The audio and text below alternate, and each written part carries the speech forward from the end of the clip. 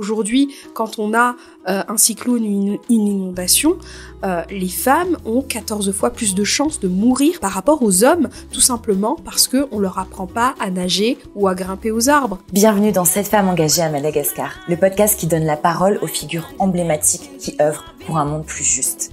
À l'occasion du 8 mars, nous célébrons la Journée internationale de la femme en mettant en lumière leurs revendications, leurs rêves et leurs victoires.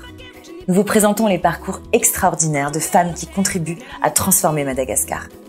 Je suis Zamine Kaninkav, spécialiste genre et inclusivité ainsi que directrice associée de Sango. Bonjour, nous sommes en compagnie de Marie-Christina Cool, une écoféministe engagée dans la mobilisation des jeunes, des femmes, des communautés autour des enjeux climatiques. Depuis plus de 10 ans, elle agit à l'échelle nationale comme internationale pour mettre en avant les liens entre les dérèglements climatiques et les violences basées sur le genre. Bienvenue Marie-Christina. Merci infiniment pour cette invitation. Qu'est-ce qu'être une femme écoféministe à Madagascar ? Être une femme écoféministe à Madagascar, c'est avant tout mettre en avant les impacts du changement climatique qui sont assez intenses dans notre pays. Notre pays est le 2e pays le plus touché en Afrique par les cyclones de plus en plus intenses, des sécheresses qui se font de plus en plus fortes, par les inondations. On le voit chaque année, il y a de plus en plus de victimes. Donc oui, c'est rappeler cette urgence climatique qui nous affecte au quotidien et qui touche notre économie comme l'atteinte en fait à nos droits humains. Pourquoi l'atteinte à nos droits humains ? C'est que quand on parle de victimes du changement climatique, de ces dérèglements climatiques, ces victimes ne sont pas du tout les mêmes. On a des femmes et des jeunes filles qui sont particulièrement touchées. Un exemple qui est simple, c'est qu'aujourd'hui, quand on a un cyclone, une inondation, les femmes ont 14 fois plus de chances de mourir par rapport aux hommes, tout simplement parce qu'on leur apprend pas à nager ou à grimper aux arbres. Les femmes sont victimes de stéréotypes qui sont déjà présents dans la société. Elles ne possèdent pas la terre. Elles sont en charge de collecter de l'eau, de nourrir leur famille, d'élever les enfants. Et toute cette charge, elle est encore plus forte après une situation de crise comme un cyclone ou une sécheresse.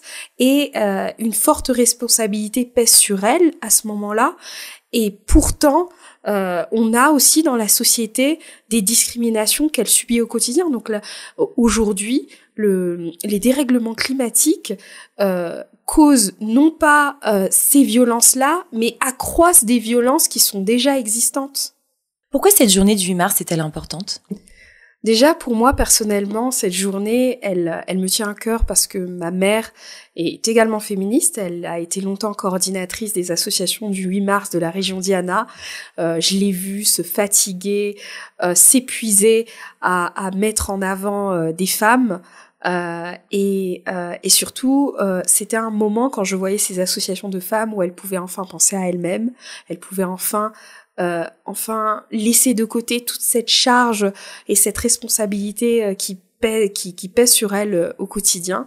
Et donc oui, c'est un moment où elles peuvent se retrouver ensemble et fêter la solidarité, la sororité. Mais en parallèle, pour moi, c'est aussi une journée de combat, une journée pour valoriser ces combats existants et qui persistent encore à Madagascar, une journée d'alerte. Et donc voilà, c'est deux facettes de cette journée du 8 mars qu'il ne faut pas oublier. Et on dit souvent, le 8 mars ne doit pas se limiter au 8 mars, les droits des femmes, c'est tous les jours. Si vous aviez un super pouvoir, qu'est-ce que vous changeriez ? Alors avec une baguette magique, je mettrais en place des formations pour toutes et toutes.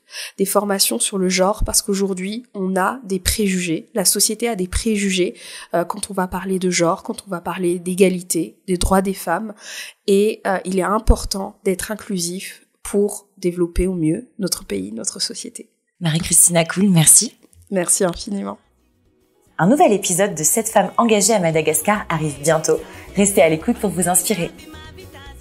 Cette publication a été produite avec le soutien de l'Union européenne et ne reflète pas nécessairement les opinions de l'Union européenne.